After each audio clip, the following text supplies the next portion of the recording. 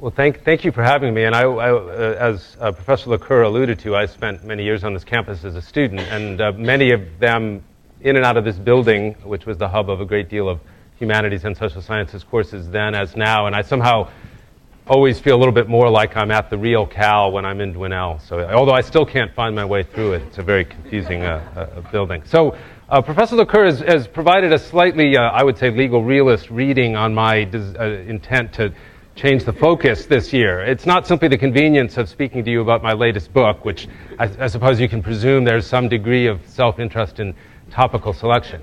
It's also the fact that the book is about a court case that I'm going to detail in a little bit more detail in a minute, Brown versus Plata. How many of you, raise your hand if you've heard of Brown versus Plata? Not Brown versus Board of Education, not that Brown. Brown versus Plata. So yeah, with heard about it. Independent of this class had heard about it. How about that? Raise your hand if you had heard about the case independently of that class. Well, that's very interesting and actually rather depressing news for me, because as you'll see, I believe this is a transformational case. Both transformational in terms of our fate as a society afflicted with what I'll call in a minute mass incarceration.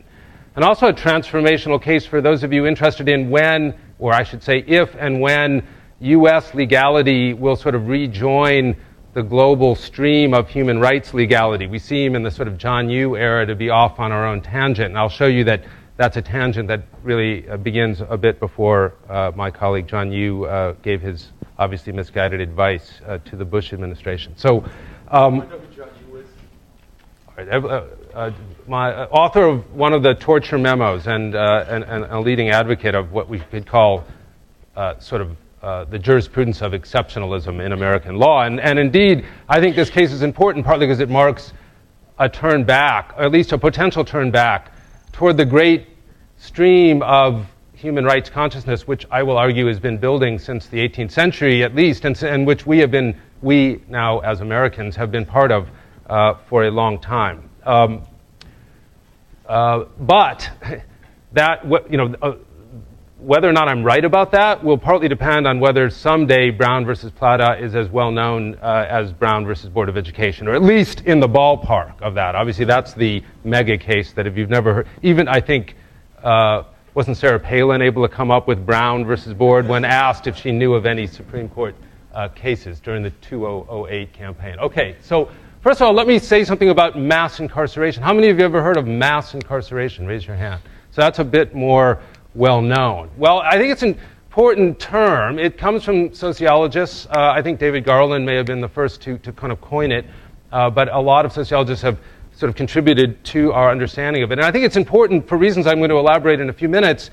I want to at least make the case, especially to some of you who may think of yourself as prison abolitionists, that the problem in California and the problem in America is not the prison per se, which is a very old and, while flawed, but also complexly important institution, but mass incarceration as a particularly historically distinctive version of the use of imprisonment, which we have been practicing in California in a very big way since around the time I was sitting in those seats as an undergraduate in the late 1970s. And I won't go through how much the growth of prisons after that point in California had a direct impact on some of the issues you'll be demonstrating about tomorrow, but I could easily direct us in that direction. But here you have, and I think this will work, the by now very well-known line. The key one is the red one, although it's interesting to see when it comes to males, I mean, that's males incarcerated per 100,000 free people, and what you see is that virtually 1% of American males are incarcerated, which is phenomenal. That's, Stalin didn't get that far. The Chinese don't have remotely, not even that big of, not only do they not have as big a portion of their population in prison, they don't even have as big an absolute number of prisoners as we do. So we're really in a class by ourselves. And the remarkable thing from a sociological point of view is this. If I could extend this line back, data going back to the mid-19th century, which is not as solid as the data we have since the Wickersham Commission report in 1925, but you'd see something very similar. That is, from roughly the time that the prison became a common institution in American states in the middle of the 19th century. San Quentin here was built in 1851, so that's right at the birth of the state. So that's a good landmark for that period. Roughly 100 people have been in prison for every 100,000 free American adults on the outside. And you can see that moves, but it stays relatively close to that 100 line through the Great Depression and Prohibition, World War II, the Cold War, Vietnam, all kinds of things. And it's only when I'm an undergraduate, right around here, that you start to get an increase. But it's well within the norm until you get about here in the early 80s. And then what you get is this remarkable Himalayan rise. And essentially what sociologists want to say about this is that this is unprecedented in terms of the scale of imprisonment. Lots of societies have used imprisonment. It remains, in some ways, the modal form of punishment for serious crime around the world, including in parts of the world that embrace human rights more clearly than we do. But no other society has ever tried to put this big a portion of its population in prison. So one part of mass incarceration is the scale.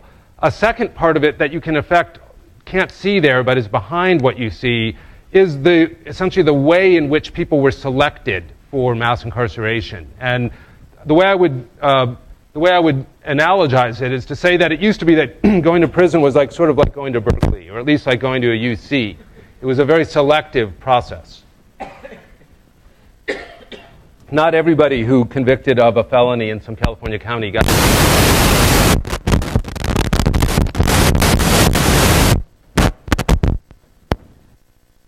I know I could talk loud enough, but if you want to record me, I guess that'll be the issue. All right. We'll keep. Obviously, maybe the state of California is in charge of the noise button, and they can turn it up. See if it correlates to. The other thing is that it used to be like getting into Berkeley or at least to UC to go to prison. In the 80s and 90s, they started deciding to send everybody. It was as if we had decided in the 80s, let's send everybody who's not going to a community college. Let's turn all those community colleges into UCs. I mean, that would have been a phenomenal social experiment and one that would have cost billions of dollars, but arguably would have been a better experiment than the one we ran. In any event, we did something like that. We decided to send lots of people to prison who in the past we would not have. And indeed, somebody asked me about realignment and what that means now, because I won't have time to get into it. That may bode a return to that era, at least in that direction. So scale and what sociologists would call a shift from individualized to sort of categoric incarceration policies, sentencing policies. If you fit in this box, we send you to prison. We don't look at your background. We don't look at even the circumstances of your crime very much. If you committed this crime and you have these past offenses, boom, you go to prison. Notice this is not the world that Foucault describes in Discipline and Punish. This is not this meticulous individualizing quest to know the true self or to have the deviant speak their truth. None of that is of interest to mass incarceration. We don't care about your truth. We want to lock you up, and that's part of the story. The other part of it is the nature of incarceration itself. If you can imagine something like Bentham's Panopticon, which was sort of the 19th century dream of what a prison would look like, this is something very different. This is Pelican Bay Prison, and this is the so-called SHU, or Secured Housing Unit, which has been very much in the news of late because of hunger strikes and other protests against it. I could spend the entire lecture talking about it, but just a couple of features of it. I mean, you can just see from the very picture, which is just from the CDCR website, that it's designed to maximally isolate people. It's up near the Oregon border, like 900 miles from here. Very few urban populations around there. Very few prisoners come from there. It is designed to keep people completely invisible and isolated. These are like a warehouse, a high-security warehouse. These aren't designed to optimize training or learning or discipline or labor or anything. They're just designed to hold people in highly secure, from the point of view of the system. So that's a big difference. Historically, the prison had ambitions to do all kinds of things to people, sometimes with tortuous results, but with the ambition of transforming them, making them more normal, making them docile, etc. That is not the goal of mass incarceration, which is focused basically on warehousing people. And this sounds very kind of critical, but I mean, it was expressed almost in those terms in the 1980s by California's leaders, who basically said the way to make California communities more secure, the communities you grew up in, is to move criminals from those communities on a very large scale to these new communities that we're going to build called prisons, and we're going to isolate those people, and that will make your community safer and more secure. Now, we could talk some other time about whether that worked or not. As a criminologist, I would say it was a complete failure and has actually sustained some of the kind of long-term criminality problems we have. At any rate, that's mass incarceration. So the question is, Can human rights law in general and help to end it? And is Brown versus Plata, this case that I've begun to tell you about and now will tell you a little bit more about soon, help to end it as a case that may be bringing human rights law more into American jurisprudence? So, first of all, this is an important case. And don't take my word for it. Take Justice Scalia's word for it. He dissented, but he said that this was the most radical injunction ever held by a court in the nation's history. Right? He went all the way back to 1776. He wasn't even talking about the 20th century, the 21st century. In our entire history, this is the most radical injunction ever issued by a court. Now, and I'm not sure that I completely agree with that, but I think he's in the right ballpark. This is a really, really important decision. Now, everything else in that statement is pretty much a lie.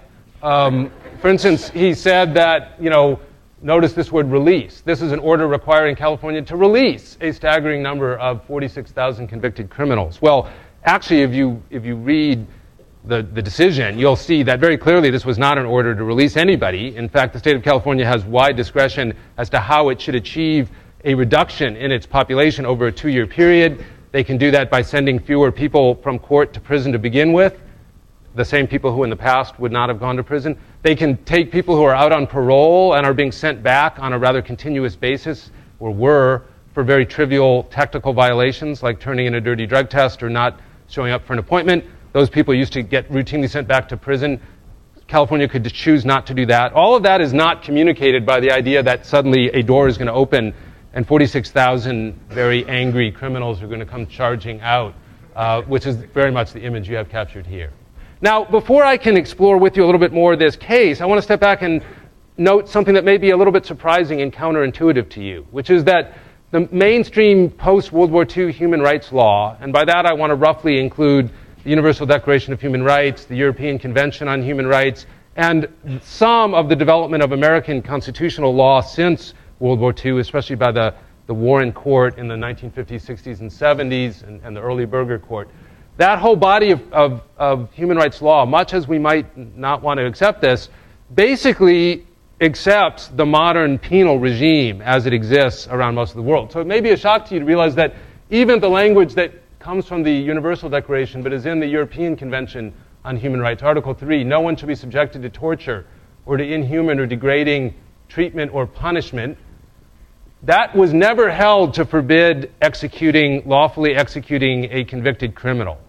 It was thought to set some possible limits on what crimes, perhaps, they could be sentenced for, although the European Court of Human Rights never held a European death sentence to be in violation of Article 3. In fact, it's not till Optional Protocol 6 in 1989 that the European Community, through an optional instrument, creates an obligatory, once you sign that, you cannot have the death penalty.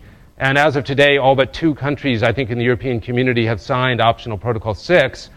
But the point is that the main line of human rights law, which is expressed in Article 3, tolerates execution. And indeed, the scene you see here, which is the execution of a Nazi war criminal after Nuremberg, was in some ways a foundational moment for the European consciousness about human rights. And this would make a great paper if somebody's looking for a history topic, but Europe went through a little mini revival of executions in the years after World War II, and kind of setting the scene for the eventual, perhaps, abolition in the 70s and 80s, there was actually a rather powerful re-embrace of the death penalty at a time when these countries were reconstituting themselves after the Nazi experience. So they certainly didn't hold it to be a violation of human rights norms to execute a duly convicted criminal, let alone somebody convicted of a war crime.